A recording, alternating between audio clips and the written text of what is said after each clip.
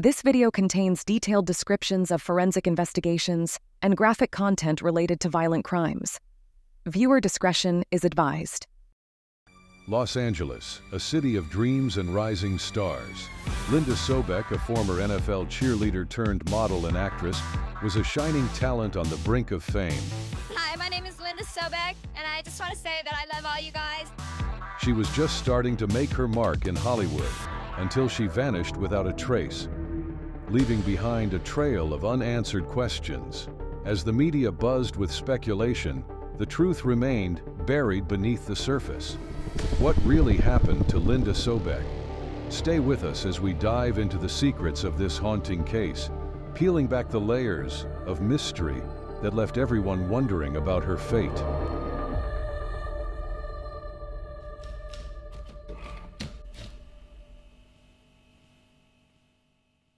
Hermosa Beach, California, located about 15 miles south of downtown Los Angeles, attracts the young and beautiful with its sun, surf, and sand. Linda Sobek, a 27-year-old blonde beauty and actress, lived just off the boardwalk. She was a popular bikini, lingerie, and calendar model, as well as a cheerleader for the Los Angeles Raiders football team. She also hoped to become an actress. Standing at 5'3" and weighing 103 pounds with a 24-inch waist, she was considered too short and athletic for high fashion, but her striking looks and well-toned physique secured her many assignments. On the morning of Thursday, November 16, 1995, Linda received a page for a last-minute photo shoot. She immediately packed her clothing, left a note for her mother saying she'd call later, and headed out. She was never seen nor heard from again. Hey, don't worry, Linda's got things to do. She's out working. She probably just took off and was doing something. And Mom kept saying, no, I know something else is wrong. Later that day, Linda was supposed to attend an audition for a television series called Married with Children, but she didn't show up. Anyone that knew Linda knew there's no way she would ever have missed that interview or that audition, and that really was a signal to her parents to start an intensive search. The family had been distributing numerous flyers, like 53,000 flyers with a $20,000 reward. I had one of her address books, and I just started making phone calls to all of the girls. Linda had deviated from her usual protocols about her assignments as a model. No one was aware of her location or the identity of the photographer. She took this project outside of her modeling agency, so they had no idea either. 2 days later, a staff member in the Angeles National Forest discovered several photographs of a striking woman in a waste container. He decided to take them home, as they were exceptionally well done. He went home, he had the pictures in his backpack, and he forgot about it until Monday night. And he was watching television, and he saw the TV coverage of the Sobek investigation. When the man realized that the photographs showed the missing model, he immediately called the police. 2 years earlier, the remains of another blonde model, 20-year-old Kimberly Pandelios, were found not far from this location. Kimberly, like Linda, had received a last-minute invitation for a modeling assignment with an unknown photographer. Linda might be somewhere in the Angeles National Forest, which spans approximately 1,000 square miles, about the same size as Rhode Island. As time passed, investigators grew increasingly concerned about potential criminal activity. Charles Rathbun, a commercial freelance photographer, shared some information with the police a few days after Linda Sobek went missing. He reported that he had been with Linda at a Denny's restaurant on the morning she vanished. He mentioned that they had discussed her portfolio, and after their meeting, Rathbun said they parted ways. Linda's car was found in the restaurant parking lot. Tests on the vehicle showed no immediate signs of trouble, but the authorities remained cautious. A rental agreement for a Lexus sports utility vehicle was later discovered in a waste container in the Angeles National Forest, along with Linda's photographs and date book. The rental document was registered under Charles Rathbun's name. Rathbun explained that the rental agreement was likely mixed up with Linda's portfolio during their meeting. He had photographed the Lexus later that day for Auto Week magazine, and returned it the following day. Although the vehicle had been thoroughly cleaned inside and out, the authorities uncovered several intriguing clues. In the back seat, they found a suspicious red stain. A phenolphthalein test confirmed the stain was blood, and further analysis identified it as human blood. Additionally, a vehicle cover found in the cargo area tested positive for both blood and human saliva. With no other leads, the authorities investigated whether the Lexus had been in the Angeles National Forest, where Linda's photos were found. Basically, we put Vaseline on a tire, roll it across poster board, and then used magnetic fingerprint powder to enhance that tire track that's on the poster board. And essentially makes a tire print on this board that's indicative of the tire tread that might have been left back at a particular scene. But it wouldn't be easy to find a tire impression in a forest that's more than 1,000 square miles big. It wasn't long before Charles Rathbun was questioned again, but this time his story was different. Rathbun now claims that he recruited Linda to model for a photo shoot with the Lexus sports utility vehicle. According to him, he and Linda went to El Mirage, a dry lake bed about 2 hours north of Hermosa Beach. Linda's assignment was to drive the car in small circles while Rathbun photographed her. Rathbun executed the maneuver while Linda stood by and observed. He claimed that he lost control of the vehicle, accidentally hitting Linda and causing her death. According to Rathbun, he panicked, loaded Linda's body into the car, drove to a secluded area in the Angeles National Forest, and buried her there. He was very vague. He kept saying, I can't remember. He would break into tears and say, I'm not sure, I'm not sure. I don't know where she is exactly, but I can take you there. The Lexus showed no signs of external damage that would suggest an accident. Investigators pressed Rathbun to lead them to Linda's burial site, hoping she might still be found alive. Unfortunately, their search turned up empty-handed. He's leading him on a wild goose chase. He knew exactly where she was, and he was trying to stall to buy more time, hoping that Linda's body would be decomposed by the time we did find it. Investigators pressed Rathbun for additional details and used a helicopter to survey the forest. After several unsuccessful attempts, Rathbun finally guided them to Linda's body. She was buried near a tree in a shallow grave, approximately 2 feet deep. Nearby, a left tire impression from a Lexus was found in the soft sand. She surprisingly was perfectly preserved. For a 9-day burial, I was not optimistic that we would have a lot of soft tissue left to diagnose exactly what happened, and I was surprised. A forensic archaeologist was brought in to recover any evidence of value. The autopsy would determine the true cause of death, whether it was an accident or homicide. Linda Sobek's autopsy revealed crucial details about her death. Aside from a small amount of blood near her right ear, her body showed no injuries commonly associated with a vehicle accident. Her blood alcohol level was 0.13, well above the state's legal limit for intoxication. The cause of death was asphyxiation, contradicting Charles Rathbun's claim of a car accident. She struggled against it. It caused a hemorrhage in the lungs as well as all in the neck and the eyes, which is typical for somebody who's being asphyxiated against their will. So she was aware, awake, struggling for her life at that time. Asphyxiation is the most common mechanism used in homicidal sexual assault. Additionally, Linda's autopsy revealed other injuries, including bruises, a twisted wrist, and ligature marks on her ankles. That showed that her legs had been forcibly spread apart and held in that position. She struggled against those restraints because there were abrasions up and down her legs indicating a struggle. Moreover, the body appeared to have been cleaned. She was not wearing any makeup, and it seemed her clothes had been changed before she was buried. I call this a girl thing, but I was very troubled with the position of her clothing. The position of her zipper was such that it was all the way up to her neck, and this concerned me because I don't think that's a natural position. Most women wear clothing sort of in the mid-chest region, and this was an unnatural position.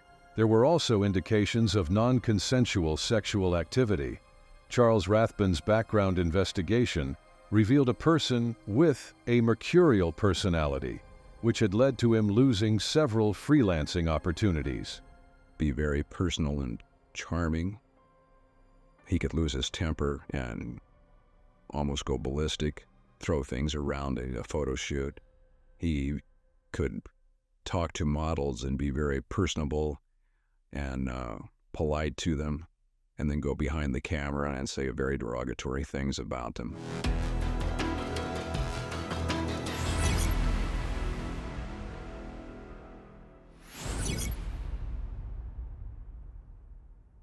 A few years ago, Charles Rathbun was arrested and accused of sexually assaulting a married co-worker in Columbus, Ohio. Rathbun claimed that the interaction was consensual, and he was subsequently released. During an investigation of Rathbun's residence, authorities discovered a collection of over 200 firearms. Among the items of particular interest was a .45 caliber semi-automatic handgun. The gun was examined for the presence of blood due to the hypothesis that the sexual assault expert had that this was used in the sexual assault of the victim. In doing so, he initially examined the weapon with just regular real lighting, and no blood was observed. But when I tested the gun chemically, I used presumptive blood tests and examination of the gun.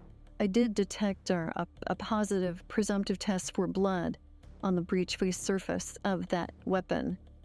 Well, we found a lot of evidence from his house and from talking to his friends that he did have a dislike for blondes, and that he did have a dislike for some women in particular, that he had referred to Linda as a little bitch and being difficult to work with. He was charged with first-degree murder and sexual assault involving a foreign object. Despite the charges, Rathbun continued to assert that Linda's death was accidental. Rathbun claimed that Linda had been drinking that day and started kicking and screaming when he accidentally struck her with the Lexus. He said he unintentionally caused her death while trying to restrain her. Almost ludicrous to think that she would drink while on a photo shoot, especially when you think that she had an interview with a television program scheduled for later that evening, that she would compromise herself. Then Rathbun made a shocking claim. He stated that his sexual interaction with Linda that day was entirely consensual, and even mentioned that he had photographs to support his claim. Charles Rathbun stated that Linda Sobek willingly engaged in sexual activity with him before the vehicle accident, and that he had taken photographs of her that day to prove it. The defendant told his brother that there were some photographs in the desert that would prove his innocence and prove that Linda consented to sexual relations with him, drew him a map of where to find these rolls of film, and that the defendant's brother, Robert Rathbun, and his girlfriend drove out up into the mountains and were able to find these 5 rolls of film in the middle of the desert after months of exposure to the sun and the wind and the rain. Robert Rathbun discovered 5 rolls of film, but chose to develop them himself rather than turning them over to the police. 4 of the rolls contained G-rated photographs of Linda posing at El Mirage in 2 different outfits. In several of the photos, Linda's outfits appeared disheveled, and her thigh-high stockings had a hole, raising concerns about whether she was posing willingly. The 5th roll was water-damaged, double-exposed, and contained inappropriate adult content. The 5th rule of film was a series of double-exposed pictures, 12 images of the dashboard of a vehicle, and 11 images which were fairly X-rated and pornographic of female genitalia. You could see no head, no face, really no body, just hands in a couple shots and primarily a close-up of a female genitalia. The mystery of this was clouded by the water damage, so we're only seeing bits and pieces of these various frames or various photographs. According to the defense, those pictures indicated that when the Sobek had engaged in consensual sexual behavior with the defendant on the day that they took the pictures in the vehicle, the day she disappeared and died. But were they Linda Sobek's photos? An aerospace company and the sheriff's photo lab collaborated to enhance the images. The Aerospace Corporation scanned these images in and assisted me for 3 days going over pixel by pixel the significance of what we were seeing. Some dashboard elements were visible in the background, but the steering wheel's emblem was not a Lexus logo. Instead, it featured an Oldsmobile prototype that Rathbun had photographed during an earlier assignment. The steering wheel on the questioned vehicle has an entirely different logo than the Lexus. It has cruise controls that are in the steering wheel that the Lexus vehicle does not have. But were the photos truly of Linda? Investigators compared the woman's body in the photos to those obtained during Linda's autopsy. It was clear that this was not Linda Sobek, and in no way did it show any type of consensual act. The dress was wrong. The car seat was wrong. The hands that you see within the pictures have a very masculine appearance and don't appear to be consistent with our victim. The list goes on and on. Prosecutors did not find Rathbun's story of the accident credible. They believed Linda viewed the photo session as a professional job, while Rathbun saw it as an opportunity. Forensic evidence revealed that Rathbun struck Linda on the right side of her skull, twisted her arm, bound her ankles, and sexually assaulted her, possibly using his gun. He may have coerced her into consuming alcohol. Linda's ankles showed significant bruising, suggesting she had desperately tried to escape. Following the attack, Rathbun caused Linda's death by asphyxiation. Linda's blood and saliva were found on the vehicle cover in the cargo area, and evidence indicated that Rathbun had cleaned Linda's face and redressed her body in an attempt to cover up the murder. He then discarded Linda's personal belongings in a waste container, accidentally including the Lexus rental agreement that was in his name. Charles Rathbun was found guilty of first-degree murder and sexual assault and sentenced to life in prison without the possibility of parole. I think Mr. Rathbun had not emotionally matured past probably the age of 18 or 19 years old and was not able to handle rejection by women and acted out those poor feelings in very inappropriate ways, ranging from inappropriate comments to sexual advances to touchings to actual rapes, and finally culminating in one disorder. The forensic evidence in this case, I think, was all important. Those photographs that he introduced to save him and provide his defense were, in fact, what caused his conviction. The Sobek family feels Charles Rathbun should have been charged with evidence tampering for his involvement in handling the film. Robert Rathbun admitted on the stand that he had destroyed the map that his brother had drawn and that had led him to these canisters of film. Of its own accord, he is admitted to his own guilt. Prosecutors suspected that Charles Rathbun might also have been involved in the death of Kimberly Pandelios. Kimberly met an unknown photographer at a Denny's restaurant on the day she went missing, and her remains were found just a few miles from where Linda Sobek's body was discovered. No one was charged in connection with Kimberly Pandelios' murder at that time. However, after her case went cold for over a decade, it was eventually solved. But the details of who was involved and how it unfolded are a story for another time.